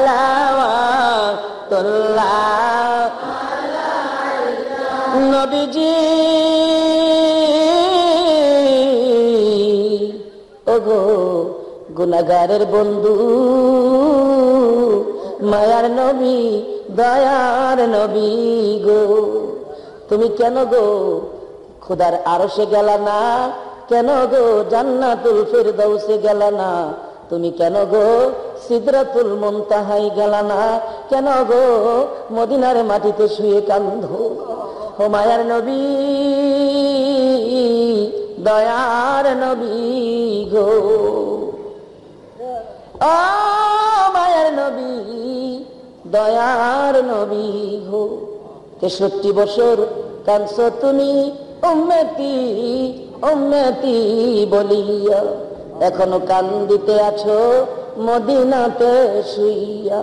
মদিনারে ও সুন্দর মদিনা, মদিনার পাহাড়, ও পাহাড় রে তুই কত ভাগ্যবান, পাহাড় হইয়া দেখছো আমার দয়াল নবীকে। মদিনার হরিণ, ও সোনার হরিণ রে তুই কত ভাগ্যবান, হরিণ হইয়া দেখছো আমার দয়াল নবীকে। উম্মত হইয়া দেখলাম না গো দুঃখ রইল মনেতে, মনের দুঃখ মনে লইয়া জানাই তোমায় লাখো সালাম ইয়া নবী সালাম আলাইকা ইয়া রাসূল সালাম আলাইকা ইয়া হাবিব সালাম আলাইকা সালাওয়াতুল্লাহ বেজায় রব মেরে দুরূদ সালাম নবী مدام بلغ العلا بكماله كشف الدجى بجماله حسنت جميع خصاله صلوا عليه وآله سلموا يا قوم بل صلوا على صدر الأمين مصطفى ما جاء إلا رحمة للعالمين. أشهد دعاء اللهم آمين. ربنا ظلمنا أنفسنا وإن لم تغفر لنا وترحمنا لنكونن من الخاسرين. رب ارحمهما كما ربياني صغيرا.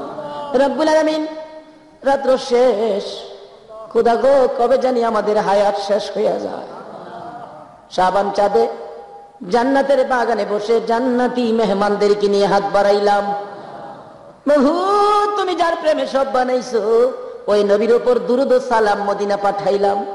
আমাদের দুরূদ ও সালাম গুলো পাখির মতো উড়াইয়া উড়াইয়া নবী পাকের রওজায় পৌঁছাইয়া দাও। মাবুদ, খাস করে এই অলির দরবারে একটা রাত্র শেষে আমরা যারা হাত বাড়াইছি, আল্লাহ গো দেখো তোমার বান্দারা ভিক্ষুকের মতো বসে রয়েছে। দুনিয়ায় যারা ভিক্ষা করে বাসন নিয়ে বসে থাকলে পয়সা পায়, টাকা পায়, আমরা যে তোমার দরবারের ভিক্ষুক হইয়া হাত বাড়াইলাম, তুমি আমরা কি দিবা গো আল্লাহ। জানি না কবে জানি এই দুইটা হাত আর বাড়াইতে পারবো না, কবে জানি এই দুইটা হাত কাফনের ভিতরে ঢুইকা যায়, কবে জানি দোকান বন্ধ হয়ে যায়, কবে জানি অফিসে কালো নিশান উড়াইয়া দেয়, কবে জানি মাইকে জানাজার খবর শুনাইয়া দেয়, কবে জানি কার সন্তানেরা এতিম হইয়া যায়। মাবুদ গো, এতিমের ঘটনা বলতে গেলে আমার কলিজা মানে না। আমার বড় ভাইয়ের 5টা বাচ্চা এতিম। গত রমজানের করুণ দৃশ্য, কার একটা বাচ্চা ছেলে জানি নতুন জামা পরে হাঁটতেছে।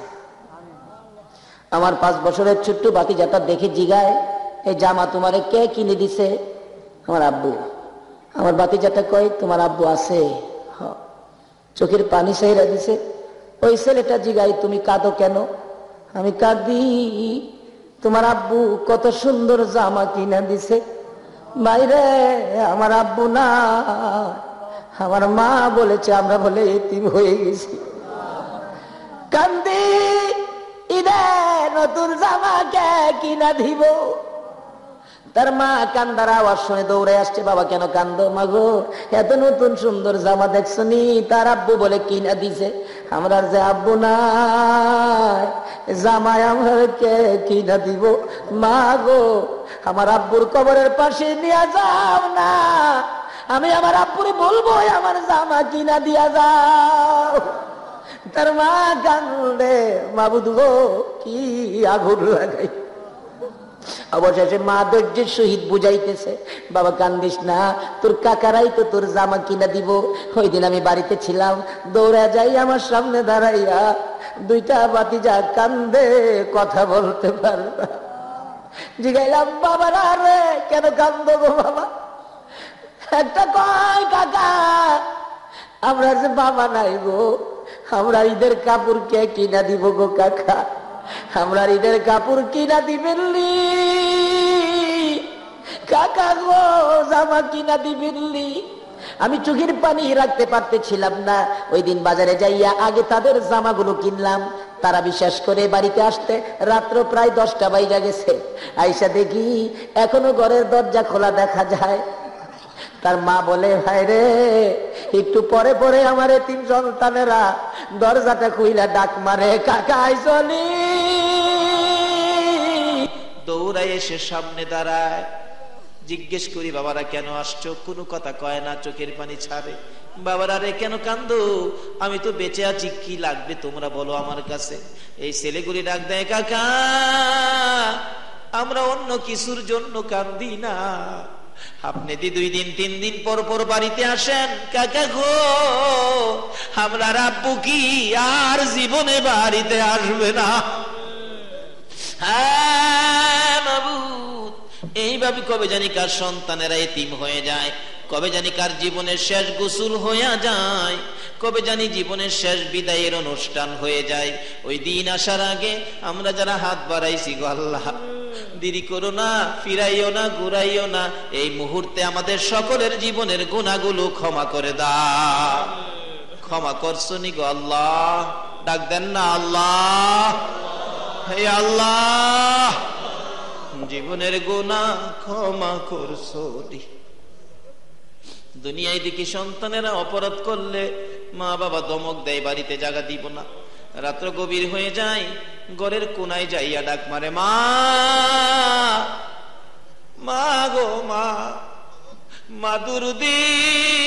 অপরাধী সন্তানের জন্য হারিকেনটা লয়া দৌড়াইয়া বাহির হয় রে। মায়ের মতো দুরুদি যদি অপরাধী সন্তানের জন্য হারিকেন লয়া দৌড়াইয়া বাহির হইতে পারে গো, তোমার যে ৯৯ ভাগ দয়া আছে, আমরা যে দয়ার সামনে মাফের জন্য কাঁদতেছি গো আল্লাহ, তোমার কি মায়া লাগে না? ফিরাইও না, ঘুরাইও না। কার জীবনে কত গুনাহ হিসাব জিগাইও না। এই মুহূর্তে আমাদের সকলের জীবনের গুনাহ ক্ষমা করে দাও। ই আল্লাহ, জীবনের গুনাহ মাফের আসার দরখাস্তের পর আর একটা দরখাস্ত করি, তুমি কিন্তু রাগ হইও না। রাত্রে 12:30 পর্যন্ত যারা বসে আছে, আমার বিশ্বাস সকলের মনে কিছু না কিছু ব্যথা আছে। কার মনে জানি কি ব্যথা আমি তো জানি না রে আল্লাহ। কার মনে জানি ব্যথা, হুজুর আমার মা নাই গো। কার মনে জানি ব্যথা, হুজুর আমার বাবা নাই, বাবা নাই। কার মনে জানি ব্যথা, হুজুর আমার মাও নাই, বাবাও নাই। এই মা বাবার অভাবী হইয়া কে জানি 2টা হাত বানাইছে রে আল্লাহ।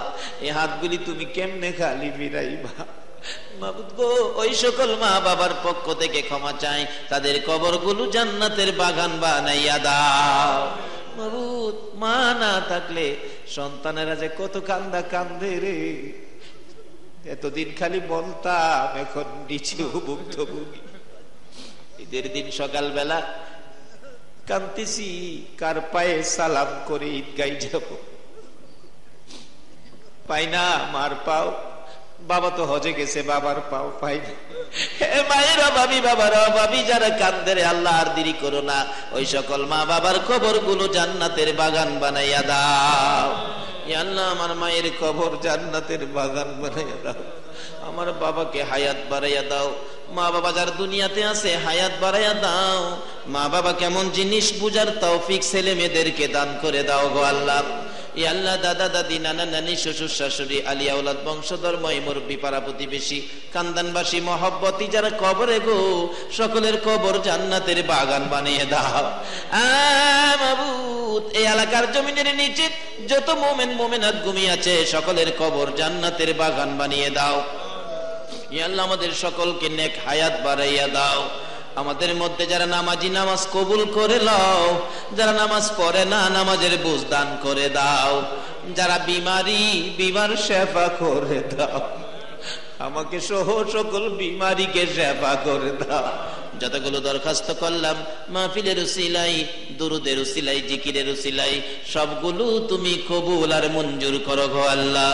ওয়াসাল্লাল্লাহু তাআলা আলা খায়রি খালকিহি মুহাম্মাদি ওয়া আলা আলিহি ওয়া আসহাবিহি আজমাইন বিহাক্কি লা ইলাহা ইল্লাল্লাহু মুহাম্মাদুর রাসূল সাল্লাল্লাহু আলাইহি ওয়াসাল্লাম। আসসালামু আলাইকুম।